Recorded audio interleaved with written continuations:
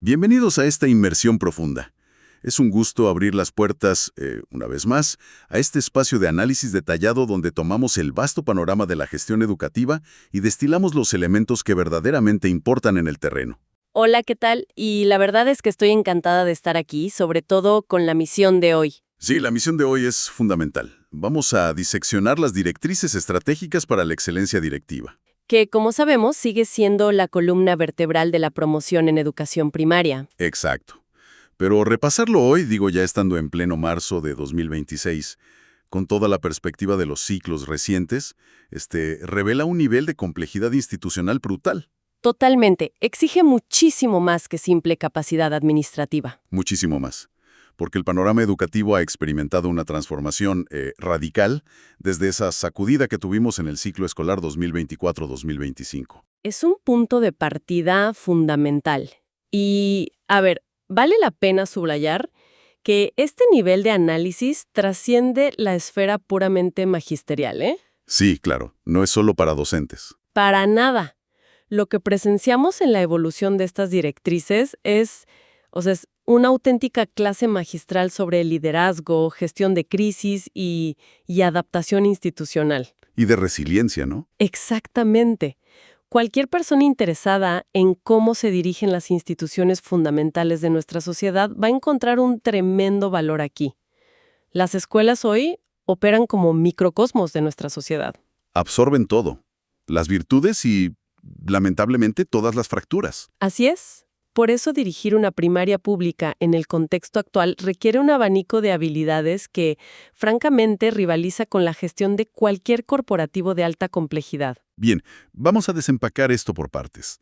El eje central de este nuevo paradigma es el adiós definitivo a ese modelo rígido. Al fin, dirían muchos. Sí, porque la antigua gestión escolar era como tratar de encajar la realidad vibrante de una escuela en una hoja de cálculo rígida. Ya dejamos atrás la era del famoso PEMSE, el Programa Escolar de Mejora Continua. Que en muchos casos se había fosilizado.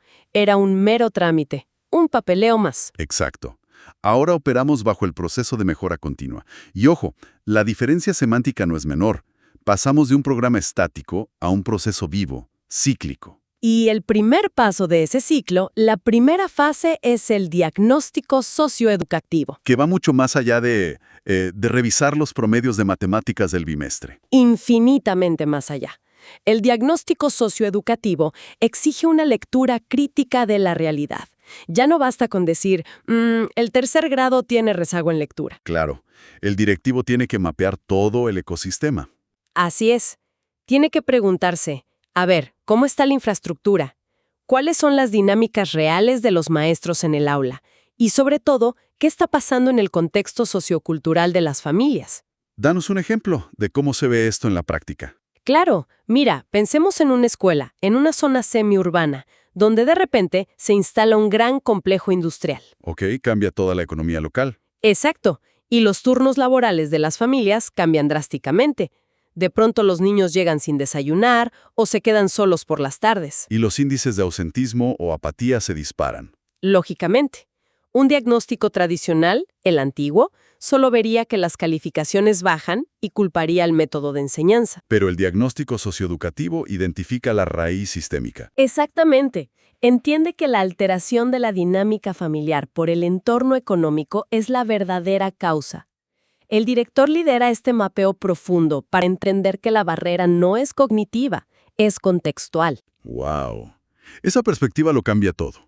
Es pasar de administrar, digamos, una línea de ensamblaje a gestionar un ecosistema vivo. Y si el suelo es infértil, no importa qué tan buena sea la semilla pedagógica, no va a germinar. Totalmente de acuerdo. Y eso nos conecta con la segunda fase, que es la planeación. Y aquí hay un detalle sorprendente que seguro le dio un respiro a más de un directivo. La eliminación del formato. Sí, ya no hay un formato único obligatorio. Las escuelas ahora diseñan el suyo propio. Es un cambio enorme. La única regla es que sea realista, comunicable y que tenga objetivos y acciones medibles. Pero, a ver, suena liberador en papel, pero la autonomía es un arma de doble filo. ¿Por qué lo dices? Porque quitar el formato estandarizado elimina la vieja excusa de, el plan falló porque el formato de la secretaría no servía para mi escuela. Claro. Ahora la responsabilidad es 100% de ellos. Íntegramente. Si un director en la sierra o en una zona de alta marginación urbana diseña una planeación irrealizable, el fracaso es de diseño interno. Obliga a que hablen su propio lenguaje, que respeten sus propios tiempos. Exacto. Tiempos que pueden estar alineados con temporadas de cosecha en zonas rurales o picos de comercio en zonas urbanas. Es un nivel de madurez altísimo.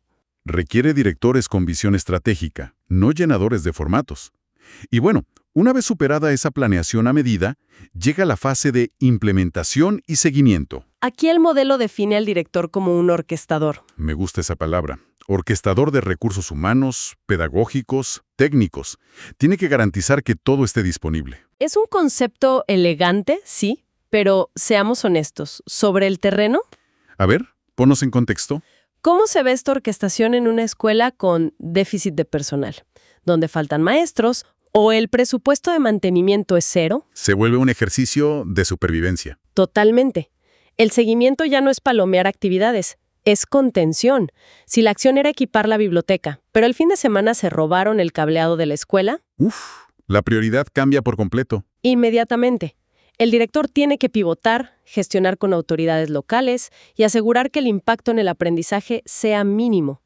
Esa es la evaluación constante, detectar el obstáculo y adaptarse. Y por eso la última fase, la comunicación de avances, cobra tanta relevancia. No es solo mandar un reporte a la supervisión. Exacto, es rendición de cuentas a la comunidad. Sentarse con los padres de familia y decir, este fue nuestro diagnóstico, esto planeamos, estos fueron los obstáculos reales y este es el impacto en el aprendizaje de sus hijos. Esa transparencia construye la legitimidad del director.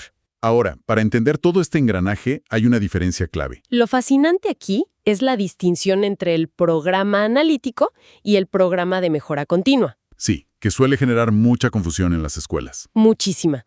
Pero la analogía del ecosistema que decías encaja perfecto. Ambos nacen de la misma realidad, pero atacan frentes distintos. A ver, explícanos el programa analítico primero. El programa analítico es la semilla. Pertenece al ámbito pedagógico. Es la autonomía del docente para codiseñar el currículo, adaptar los contenidos a la realidad del aula. Da sentido a la enseñanza. Ok, y el programa de mejora continua entonces, Es la química del suelo y el invernadero. Resuelve problemáticas de gestión, de infraestructura, organización escolar. o sea, si los alumnos de sexto tienen deficiencias en lectura, eso va al analítico. Exacto. Pero si esos mismos alumnos no pueden concentrarse porque el techo tiene filtraciones de agua graves, eso se atiende en el de mejora continua. Son paralelos e interdependientes. ¡Qué buena claridad técnica! Ahora, toda esta arquitectura requiere un motor operativo. Y ese motor es el Consejo Técnico Escolar, el famoso CTE. El CTE, sí. Y bajo el Acuerdo 050424, esto adquirió un nuevo estatus.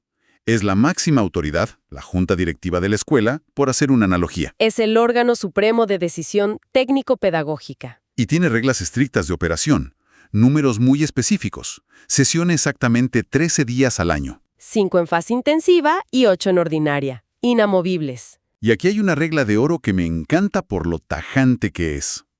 Bajo ninguna circunstancia, estos días pueden usarse para festivales, actividades cívicas o asuntos sociales. Nada de festivales del Día de la Madre. Nada. Cero logística de bailables de primavera en tiempo de CTE. Puede sonar a broma, pero era necesario ponerlo por escrito, ¿no? Totalmente necesario. Tiene una carga histórica importante. Es un esfuerzo del sistema por profesionalizar de manera forzosa el tiempo docente. Si tienes solo 13 días al año para analizar rezago académico y rediseñar programas, no puedes perder 3 horas debatiendo el color de los adornos de un festival. Es un lujo institucional inaceptable. Y si conectamos esto con el panorama general, el acuerdo introduce algo clave: el Comité de Planeación y Evaluación. Cierto, una disposición transitoria obligatoria. Sí, y es fundamental porque cambia la dinámica de poder y la carga laboral. Históricamente, el peso de la mejora escolar caía solo en los hombros del director. Era una carga administrativa burocrática tremenda para una sola persona. Exacto. Crear este comité obliga a distribuir esa responsabilidad, Asegura que diversos actores del colectivo docente mantengan el enfoque en la labor pedagógica real. Democratiza la gestión, básicamente. Democratiza así, pero también añade complejidad al liderazgo. El director tiene que saber delegar sin perder el control estratégico. Tiene que formar a los maestros para que también sean gestores. Y los maestros están formados para enseñar, no necesariamente para auditar indicadores de gestión. Es un equilibrio muy delicado. Bien, pero toda esta planeación pedagógica pende de un hilo muy delgado si el entorno no es seguro. Y aquí es donde se pone realmente interesante. El director hoy en día tiene que ser un líder en crisis, un líder bajo fuego. Es una realidad que rebasa lo académico. Y hay un escenario que se ha vuelto recurrente en los simuladores de evaluación y en la vida real. El protocolo ante disparos de arma de fuego en el perímetro escolar. Es un giro sombrío, pero hay que hablarlo. Hablamos de situaciones donde la pedagogía desaparece y la prioridad es la supervivencia. Es una secuencia paso a paso con una precisión táctica tremenda. Paso número 1 ante una detonación, el resguardo inmediato. Tirarse al piso boca abajo, lejos de puertas y ventanas. La orden tiene que ser cortante, fuerte, todos al suelo. Romper la línea de visión buscando los ángulos muertos del salón. No hay espacio para investigar de dónde viene el sonido. Es una acción física inmediata. Y luego el paso 2, que a mí me parece de una dificultad psicológica abrumadora, la verificación de asistencia. Imagina la escena. El maestro o director tirado en el suelo de concreto, escuchando detonaciones afuera. Y en medio de esa crisis tiene que pasar lista mental o visualmente. Buscar ausencias entre niños que están temblando en el piso es exigirle a un educador un temple y una sangre fría de fuerzas tácticas. Y la tensión escala con el paso 3, la gestión de espacios. Porque, ¿qué pasa con los que quedaron en los pasillos o en el patio? Exacto. El protocolo dice que hay que guiarlos a un lugar seguro, pero con extrema cautela. El docente que abre una puerta para dejar entrar a un estudiante rezagado toma una decisión de vida o muerte en fracciones de segundo. Pones en la balanza a los 40 alumnos que ya están seguros contra la vida del que está afuera. ¿Es un peso moral devastador? Luego viene el paso 4, que recalca un detalle vital de la naturaleza humana: el control de curiosidad. El instinto básico ante un ruido fuerte es asomarse a la ventana a ver qué pasa. Y en este contexto, ese instinto es una sentencia de muerte. Hay que evitar a toda costa que alguien se asome. Reprimir activamente esa curiosidad, controlar el impulso de decenas de niños asustados requiere una autoridad impecable, proyectando seguridad total mientras tú mismo estás tirado en el piso. Finalmente, el paso 5, la notificación de emergencia. Que parece contraintuitivo. Muy contraintuitivo. El impulso es sacar el celular y llamar al 911 en el primer disparo. Pero el protocolo lo prohíbe en esos primeros instantes. La llamada a emergencias y a supervisión se hace solo cuando la situación dentro del plantel esté bajo un control relativo. Porque un director mandando mensajes no está verificando que los niños estén a salvo. Ni manteniendo el silencio necesario. El contacto con el exterior ocurre solo cuando la supervivencia inmediata está gestionada. Entonces, ¿qué significa todo esto? Si juntamos todas estas piezas, Significa que el liderazgo directivo requiere una flexibilidad mental asombrosa. es pasar de planear estrategias de enseñanza en la mañana a gestionar problemas eléctricos a mediodía y terminar coordinando situaciones de vida o muerte en cuestión de segundos por la tarde. Es el fin absoluto de la visión romántica de la dirección escolar. Requiere un pensamiento crítico agudo para manejar este volumen de responsabilidades. Hemos visto la transición hacia una mejora reflexiva, la consolidación del CTE como un órgano fuerte y el peso brutal del liderazgo en crisis de seguridad. Y esto plantea una pregunta importante. Una reflexión de fondo. Adelante. Si los directores de hoy deben ser simultáneamente visionarios, pedagógicos, administradores de infraestructura y gerentes tácticos de crisis de alto riesgo, Todo al mismo tiempo. todo al mismo tiempo, ¿cómo podría esta acumulación extrema de roles impactar a largo plazo la salud mental de los líderes educativos? Es una presión sistémica y sostenible para muchos. Totalmente. ¿Y cómo va a lograr el sistema retener el talento en la educación pública del futuro cuando la exigencia es arriesgar la estabilidad psicológica y hasta la vida?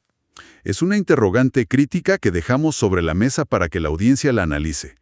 Agradecemos muchísimo el tiempo compartido en este análisis profundo. Ha sido un espacio sumamente enriquecedor. Invitamos a quienes nos escuchan a seguir cuestionando y explorando el mundo que nos rodea. Nos encontramos en la próxima inmersión.